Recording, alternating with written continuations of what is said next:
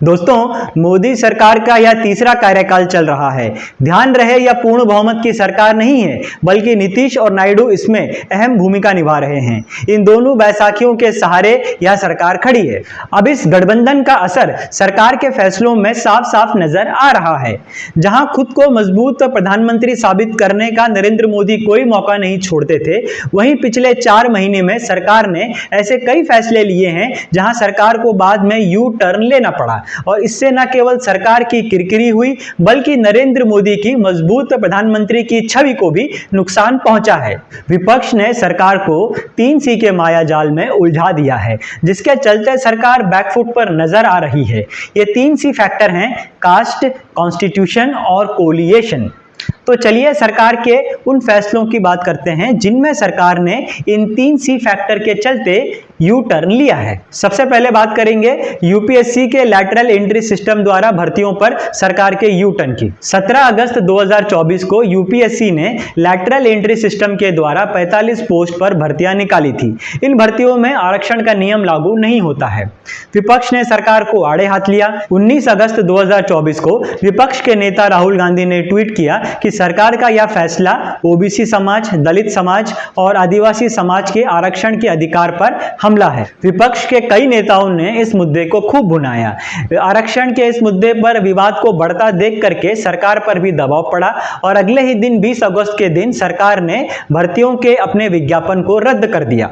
यहां cast factor के चलते सरकार को इस फैसले पर यू टर्न लेना पड़ा। विपक्ष लगातार जातिगत जनगणना की बात कर रहा है और सरकारी नौकरी में ऊंची पोस्ट में ओबीसी समाज, दलित समाज और आदिवासी समाज के हिस्सेदारी को एक मुद्दा बना रहा है। सरकार नहीं चाहती कि विपक्ष के इस एजेंडे को बल मिले और आने वाले विधानसभा चुनाव में बीजेपी को कोई नुकसान हो। दूसरा यू टर्न सरकार ने लिया वक्फ बोर्ड संशोधन विधेयक पर। सरकार ने मानसून सेशन में वक्फ बोर्ड संशोधन विधेयक को प्रस्तुत किया था। इस विधेयक के द्वारा सरकार वक्फ बोर्ड के वर्तमान ढांचे में बड़े बदलाव करना चाहती थी। वक्फ बोर्ड मैनेजमेंट में गैर मुस्लिम समुदाय के लोगों की एंट्री हो, महिलाओं की भागीदारी बढ़े, सीएजी द्वारा वक्फ बोर्ड की संपत्तियों की ऑडिट हो सके, जिससे कि सरकार का नियंत्रण इस बोर्ड पर और मजबूत हो जाए और वक्फ बोर्ड के फैसलों को हाई कोर्ट और सुप्रीम कोर्ट में चुनौती दी जा सके। ऐसे कुछ प्रावधान इस संशोधन विधेयक में प्रस्तावित किए गए थे। विपक्ष ने फिर एक बार इस कानून का पुरजोर विरोध किया और सरकार के अलायंस पार्टनर जैसे टीडीपी ने सरकार को प्रस्ताव दिया कि इस विधेयक को ज्वाइंट पार्लियामेंट्री कमेटी को भेज देना चाहिए। विपक्ष के विरोध के चलते और अलायंस पार्टनर्स के दबाव के कारण सरकार ने इस विधेयक को ज्वाइंट पार्लियामेंट्री कमेटी को सौंप दिया। सरकार ने इस फैसले में यू टर्न लिया, जिसमें कोलिएशन फैक्टर ने अहम भूमिका निभाई। जानकारों के अनुसार बीजेपी के सहयोगी दल बाहर तो बीजेपी को समर्थन देने की बात करते हैं, किंतु भीतर ही भीतर सरकार पर दबाव भी बनाते हैं, और कोलिएशन पार्टनर्स के दबाव के चलते बीजेपी के कोर एजेंडे से जुड़ा यह विधेयक जेपीसी के पाले में चला गया। सरकार का तीसरा यू टर्न सुप्रीम कोर्ट के उस फैसले पर जिसमें उसने आरक्षण में क्रीमी लेयर की बात की थी। 1 अगस्त 2024 को सुप्रीम कोर्ट की संविधान पीठ ने फैसला सुनाया कि एससी एसटी आरक्षण के तहत सरकार क्रीमी लेयर का नियम लागू कर सकती है, यानी कि आरक्षण के कोटे में सब कोटा बना सकती है, और जो पिछड़ी जातियां हैं जिन्हें आरक्षण का फायदा नहीं मिला, उन्हें आरक्षण का फायदा दिया जाना चाहिए। सुप्रीम कोर्ट के इस फैसले पर सरकार के अलायंस पार्टनर्स भी अलग अलग दिखाई दिए। जहां टीडीपी ने इस फैसले का समर्थन किया, वहीं एलजेपी ने इस फैसले का विरोध किया। लेकिन सरकार का क्या स्टैंड है, आपको साल 2023 में लेकर चलते हैं। तेलंगाना विधानसभा चुनाव के दौरान नरेंद्र मोदी एक रैली को संबोधित कर रहे थे, जिसमें उन्होंने कहा कि वह अनुसूचित जाति में सब कोटा सिस्टम का समर्थन करते हैं, और उन्होंने मडिगा समुदाय को अलग कैटेगरी में बांटने के लिए एक समिति को बनाने की घोषणा भी की थी। हालांकि सरकार ने अब इस घोषणा पर भी यू टर्न ले लिया है। सुप्रीम कोर्ट के फैसले के बाद 100 से भी ज्यादा दलित समुदाय के सांसद नरेंद्र मोदी जी से मिलने के लिए पहुंचे।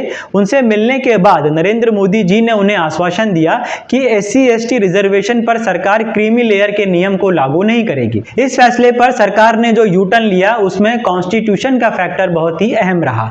2024 के लोकसभा चुनाव के दौरान विपक्ष ने बीजेपी पर संविधान विरोधी होने का आरोप लगाया। बीजेपी को इसका नुकसान हुआ और उसकी सीटें कम हुई। बीजेपी अब नहीं चाहती कि संविधान से जुड़े किसी भी मुद्दे पर, विशेष तौर पर आरक्षण के मुद्दे पर कोई विवाद हो और आने वाले विधानसभा चुनाव में बीजेपी को इसका नुकसान हो। सरकार का चौथा यूटर्न ब्रॉडकास्ट बिल 2024 पर। इस मानसून सत्र में सरकार एक और महत्वपूर्ण कानून को लेकर के आई थी, ब्रॉडकास्ट बिल 2024। इस कानून के द्वारा सरकार ओटीटी प्लेटफॉर्म और ऑनलाइन कंटेंट को रेगुलेट करना चाहती थी। सरकार का कहना था कि यह कानून डिजिटल प्लेटफॉर्म पर फेक न्यूज, अफवाह और हेट स्पीच को रोकने में कारगर साबित होगा। वहीं पर एक्सपर्ट्स की राय थी कि इस कानून के द्वारा सरकार डिजिटल कंटेंट और ऑनलाइन कंटेंट को रेगुलेट और मॉनिटर करना चाहती थी, यानी कि उस पर नियंत्रण करना चाहती थी। विपक्ष ने इस कानून का विरोध किया, यह कहकर कि इस कानून के द्वारा सरकार ऑनलाइन कंटेंट क्रिएटर और इंडिपेंडेंट जर्नलिज्म को कंट्रोल करना चाहती है।